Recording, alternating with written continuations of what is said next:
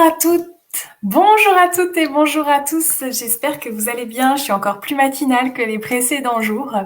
Je viens de regarder une vidéo de la formation que je suis à l'Académie Zéro Limite de Martin Latulipe. Et à un moment, il parle des croyances limitantes et de comment les détruire pour pouvoir passer du soi actuel au soi qu'il a envie d'avoir. Vous savez, c'est cette version de nous qu'on pourrait enjoliver et qui nous fait quelque part souffrir parce qu'on n'y est pas encore et que du coup, on a du mal en fait à y arriver et on a envie de détruire cette partie de nous autodestructrice qui nous empêche d'y arriver. Mais le mot destruction, j'ai trouvé particulièrement fort et j'avais envie de vous en parler aujourd'hui. Hello Claire, comment tu vas bien toi aussi? Je suis ravie de te retrouver ma belle. J'espère que vous me voyez bien, que vous m'entendez bien d'ailleurs. Si vous avez des questions, vous pouvez les poser à tout moment. Et si simplement vous regardez cette vidéo en replay, vous pouvez aussi mettre un petit hashtag replay et échanger aussi à travers cela. Donc on parle souvent quand on fait en fait quand on rentre dans l'entrepreneuriat et quand on rentre encore plus dans le fait de développer son entreprise très vite, on va nous parler de stratégie d'un côté et de l'autre, on va nous parler des croyances limitantes. Alors c'est peut-être un mot parfois un peu barbare, mais qu'est-ce que les croyances limitantes? Et c'est simplement en fait des croyances qu'on a acquises depuis l'enfance au travers de nos expériences et au travers des reliquats familiales et sociales qu'on a pu intégrer, qui font que on va se limiter dans certaines actions parce que nous ne sommes pas en mesure de pouvoir passer à l'action à cause de ça et de ce qu'on peut croire. Par exemple, pour l'entrepreneuriat, une des croyances que l'on peut retrouver très souvent, c'est je ne suis pas légitime, je suis qui pour vouloir gagner de l'argent, et ça revient au fait qu'il y a des croyances en fait dans l'enfance qui fait que on est pas assez bien élevé, pas assez intelligent, pas assez ceci, pas assez cela. Et ça, ce sont des croyances qu'on a gardées. Et quand j'entendais Martin tout à l'heure dire il faut les détruire. Ah oui, il faut les détruire. Bonjour Marianne, ravie de te rencontrer. Eh bien, détruire, j'ai trouvé que le mot était très fort et ça m'a ramené un an en arrière où justement j'avais entrepris de faire un régime à ce moment-là et j'étais dans cette lutte de la fille qui a envie de bien faire et de réussir et en face de moi il y avait celle qui dit que t'es mieux dans ton canapé à profiter et à pas te prendre la tête. Je sais pas si vous connaissez ce sentiment, cette ambivalence qu'il peut y avoir. Et effectivement, à ce moment-là, je fais, mais je ne comprends pas, je veux pas de cette partie-là. Moi, je veux réussir ce que je cherche à avoir et à entreprendre. Et du coup, je trouvais ça extrêmement frustrant de ne pas réussir à obtenir le résultat que je désirais. Et donc, clairement, il y avait des croyances limitantes derrière. Mais est-ce que j'avais envie de détruire cette part de moi? Eh bien non, parce que c'est le moment où j'ai déposé les armes par terre et j'ai dit, stop. J'en ai marre de lutter. Je ne veux plus lutter contre moi-même. C'est plus possible. J'ai plus envie. Je veux plus d'amour. Je veux que ce soit fluide. Je veux que ce soit bien. D'ailleurs, on en parle. Vous entendez peut-être souvent, ah, quand c'est aligné, c'est fluide, tout se met en place et tout ça. Waouh, ça veut dire que je suis pas alignée avec mon projet, mais pourtant, ça me ferait tellement plaisir. Et en fait, ce désalignement, qu'est-ce que c'est? Ces croyances, qu'est-ce que c'est? C'est finalement une blessure et un manque d'amour qu'il va falloir venir combler. Et pour pouvoir le faire, il va falloir apprendre à travailler dessus et à travailler sur soi. Donc, dans l'entrepreneuriat, si je reprends par exemple la légitimité, c'est d'aller voir mais en quoi je suis pas légitime. Quelles sont les expériences de mon passé qui me font croire que je ne suis pas légitime? Quelle est l'histoire que mon mental me raconte par rapport à cette légitimité? Alors, en Human Design, il y a un profil assez particulier qui est l'investigateur martyr, qui est le profil 1 sur 3, si je dis pas de bêtises, ou 1 sur 5.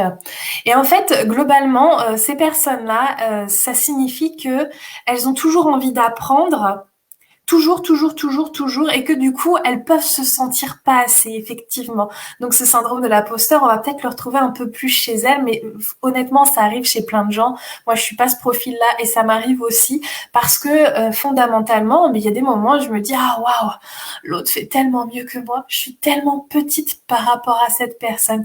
Et en fait, l'illusion, elle réside là, c'est de croire que je suis petite par rapport à cette personne. Et là, ma croyance, elle est là, c'est de croire que je suis petite parce que dans mon passé, eh bien, il y a des situations où on m'a méprisée quelque part, ou en tout cas, j'ai ressenti l'impression d'être méprisée, où on m'a dit que je n'étais pas assez bien, que je n'étais pas assez jolie, que mon rire était pas assez joli. On m'a dit plein de choses dans mon enfance, et je pense qu'on vous a dit plein de choses quant à la vôtre, et c'est ce qui fait qu'aujourd'hui, ça vous a forgé. Et vous avez créé, par rapport à toutes ces critiques peut-être que vous avez eues, ou ces enseignements, vous avez forgé une forme de carapace, et votre mental, il a créé des réflexes pour pouvoir vous protéger et pour pouvoir vous garder en sécurité.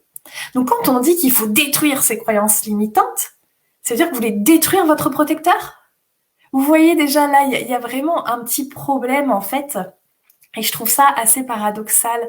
Et c'est pour ça que je dis, il faut beaucoup d'amour pour pouvoir justement nettoyer ces croyances limitantes, parce que dans le fond, c'est ni plus ni moins que des pellicules que l'on s'est mises, des petites armures que l'on s'est mises pour pouvoir en fait se sentir plus en sécurité.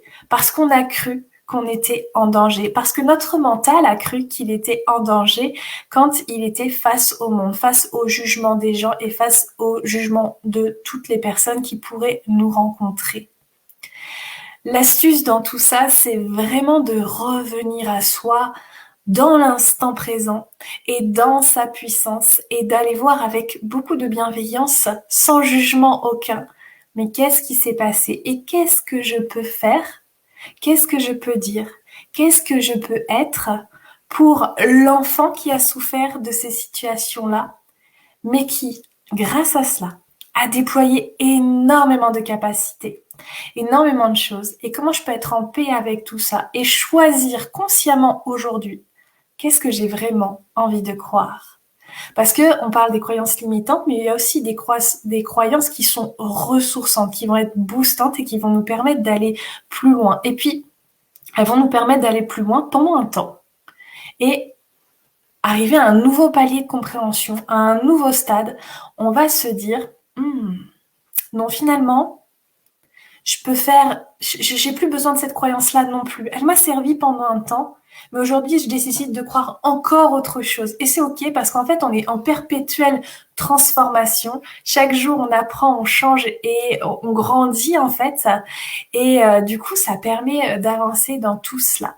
Je sais pas si vous avez des questions, surtout prenez la peine de les poser, que je puisse vous y répondre. Ne laissez pas des incertitudes ou peut-être des petites choses vous tracasser. Je serais ravie vraiment de vous répondre. En tout cas, tout ça, c'est travail sur l'amour, sur ses croyances et tout ça, c'est des choses qu'on va voir dans l'école Révélame, que j'ai tellement impatiente.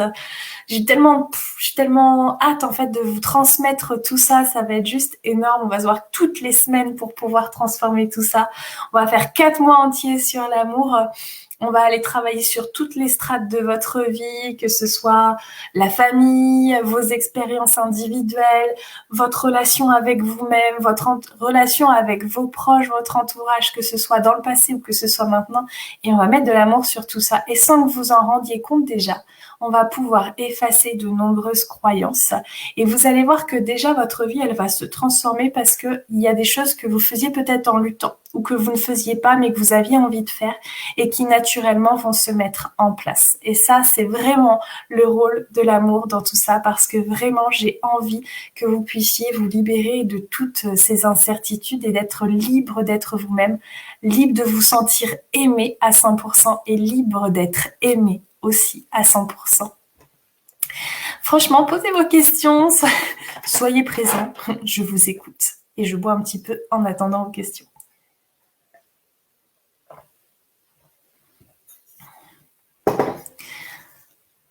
J'ai choisi en fait de parler essentiellement de l'amour de soi parce que, je le disais hier, pour moi c'est véritablement le super pouvoir qu'on a tous en nous, le pouvoir d'aimer et qui va panser toutes les blessures que l'on peut avoir, vraiment l'ensemble de tout ce que l'on est et de tout ce que l'on croit aussi sur les autres. Ça va permettre de mettre des lunettes roses, peut-être bisounours, mais malgré tout qui vont nous permettre de nous sentir tellement mieux à l'intérieur, tellement plus en paix avec soi-même, tellement plus en paix avec la vie.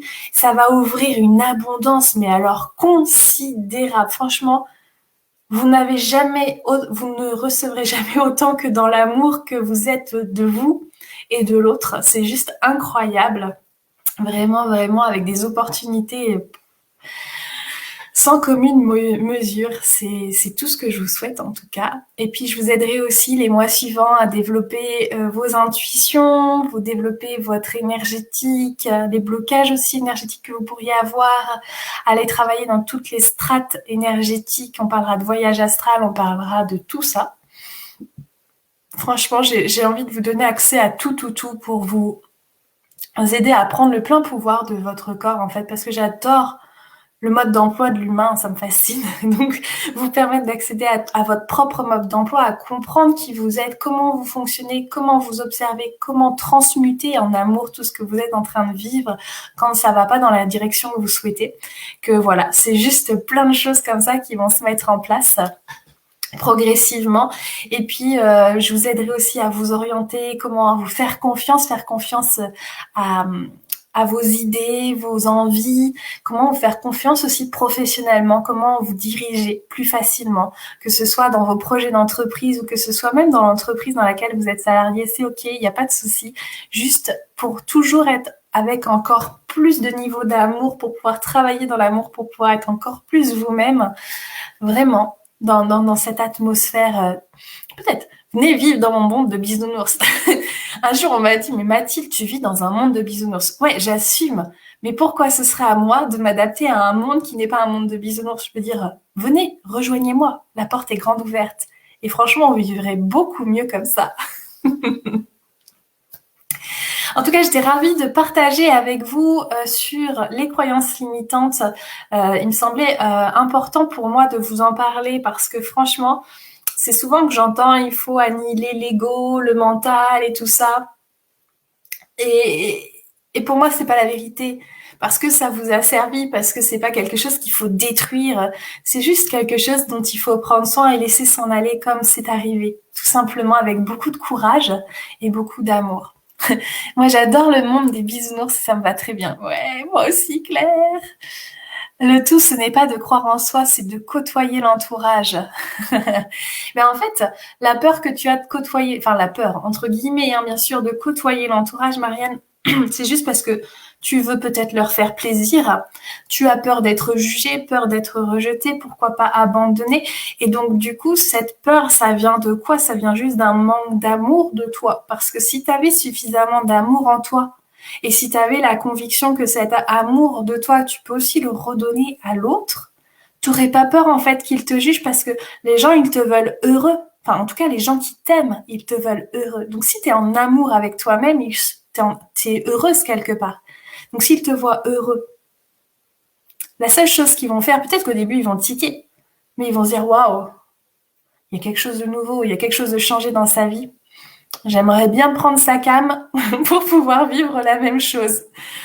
Et c'est ok, c'est parfait. Et en plus, plus on augmente ses vibrations et ses fréquences vibratoires, plus on vibre des choses encore plus positives à soi. Et on fait des rencontres encore plus merveilleuses aussi, des personnes qui nous conviennent peut-être davantage que celles d'avant. Et c'est ok parce qu'on avait quelque chose à vivre avec ces personnes-là.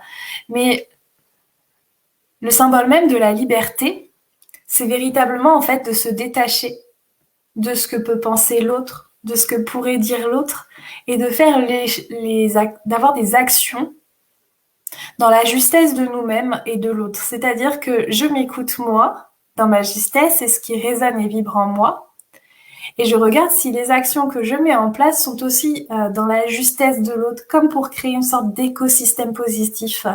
Et si je vois que ça entrave l'autre dans sa liberté, eh bien peut-être que cette action, je vais pas la faire en sa présence, je vais la faire plus tard. Et c'est ok. C'est juste un choix et juste de faire les choses en conscience, dans la présence de qui c'est. Et quand toi tu le fais l'action, quand tu l'as fait dans l'intention de faire plaisir ou en tout cas dans l'idée que c'est bienveillant ce que tu es en train de mettre en place, t'es pas responsable en fait de la réaction de l'autre. Si la réaction elle est vive et pas forcément adaptée par rapport à ce que toi tu mets en place, eh bien ça veut dire beaucoup de choses sur la personne dans sa souffrance. Mais ça ne veut absolument rien dire sur toi qui lui offrait juste de la douceur peut-être, de la présence ou de l'amour. Voilà, j'en ai terminé pour aujourd'hui. J'espère que ça vous a plu. Si vous avez aimé, eh bien écoutez, parfait, aimez, likez. Si vous avez envie de partager, vous pouvez partager. Quant à moi, je vous retrouve pour une prochaine fois pour parler de ce qui viendra se proposer devant moi. Je vous fais plein de bisous, à bientôt.